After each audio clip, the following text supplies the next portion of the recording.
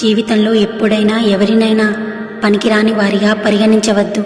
ఎందుకంటే చెడిపోయిన గడియారం కూడా రోజుకు 2 సార్లు సరైన సమయం సూచిస్తుంది.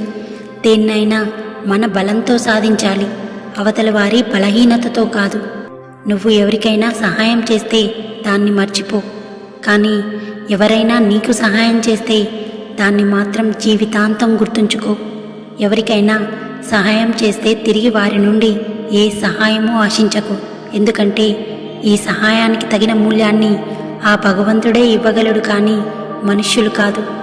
దేన్నైనా సాధించాలి అనుకున్నప్పుడు శ్రమించే స్వభావం, విమర్శలను భరించే సహనం రెండూ ఉండాలి.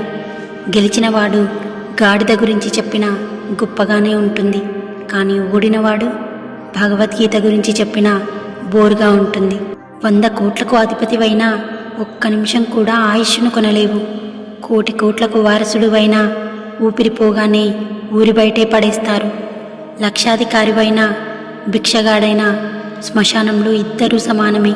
100 మంది డాక్టర్లు నీ వెంట ఉన్నా నీ పరలోక ప్రయాణం ఎవ్వరూ ఆపలేరు. ప్రపంచం అంతటికీ నువ్వు అధిపతివైనా నీ ఆయుష్కు అధిపతి కాలేవు. నువ్వు దాచుకున్నది ఏదైనా దాన్ని నువ్వు వదిలివేయాల్సిందే. నువ్వు చేసిన పుణ్యం మాత్రమే నీ ఖాతాలో జమవుతుంది. భోగాలకు ఖర్చు చేసి రోగాలను తెచ్చుకోకు. నువ్వు చేసిన పుణ్యమే నీ తలరాతను నిర్ణయిస్తుందని తెలుసుకో. ధనం చూసి వచ్చే బంధువులు, కీర్తి చూసి వచ్చే స్నేహితులు, అందం చూసి వచ్చే భాగస్వామి ఏదో ఒకరోజు నిన్ను ఒంటరిని చేస్తారు. డబ్బు నుంచి వచ్చే ప్రేమ దీపం లాంటిది, అది నూనె ఉన్నంతవరకే వెలుగుతుంది. మనసు నుంచి వచ్చే ప్రేమ సూర్యుడి లాంటిది, అది సృష్టిలో ఉన్నంత వరకు వెలుగుతూనే ఉంటుంది. తప్పు చేసిన వారికి ఒక్క అవకాశం ఇవ్వు, సరిదిద్దుకుంటారు. కానీ మోసం చేసిన వారికి ఎప్పటికీ అవకాశం ఇవ్వకు. జీవితంలో మర్చిపోలేని గాయాల్ని మిగులుస్తారు. గతం వేస్ట్ పేపర్ లాంటిది, వర్తమానం న్యూస్ పేపర్ లాంటిది, భవిష్యత్తు క్వశ్చన్ పేపర్ లాంటిది. అందుకే జాగ్రత్తగా చదివి ఆన్సర్లు ఇవ్వు, లేదంటే జీవితం టిష్యూ పేపర్గా మారుతుంది. ఈ ప్రపంచంలోనే ద బెస్ట్ పేర్ నవ్వు మరియు ఏడుపు. ఆ రెండు ఎప్పుడూ ఒకేసారి రావు. ఒకవేళ ఆ రెండు ఒకేసారి వచ్చాయి అంటే అదే నీ జీవితంలో ద బెస్ట్ మూమెంట్. జీవితంలో వెలిగే లేదని చీకటిలో స్థిరపడిపోకు. చిరునవ్వు రాదని వేదనలోనే సర్దుకుపోకు. ప్రతి పనిలో కష్టం ఎదురవుతుందని వెనుకడుగు వేయకు. నీ ధైర్యంతో భయాన్ని దాటి ముందుకు వెళ్ళు.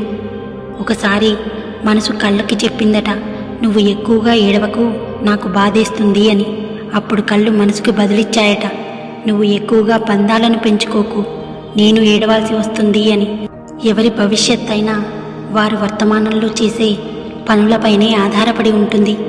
జీవించడానికి పోరాడేవారు కొందరు, పోరాడేందుకు జీవించేవారు కొందరు, జీవితంలో నటించేవారు కొందరు, నటిస్తూ జీవించేవారు కొందరు. జీవించినా పోరాడినా నటించినా ఈ జీవితాలు మనవి, దాని ఫలితము మనదే. గంజి గురించి చెప్పమంటే ఉన్నోడి బట్టలకి లేనోడి పొట్టకి కావాల్సింది అన్నాడట. భోజనం గురించి చెప్పండి అంటే లేనోడికి దొరికినప్పుడు ఉన్నోడికి అరిగినప్పుడు అన్నాడట. అంతే కదా. సహాయం కోరే ప్రతి ఒక్కడు బిచ్చగాడు కాదు, కానీ సహాయం చేసే ప్రతి ఒక్కడు దేవుడే. మీరేమంటారు?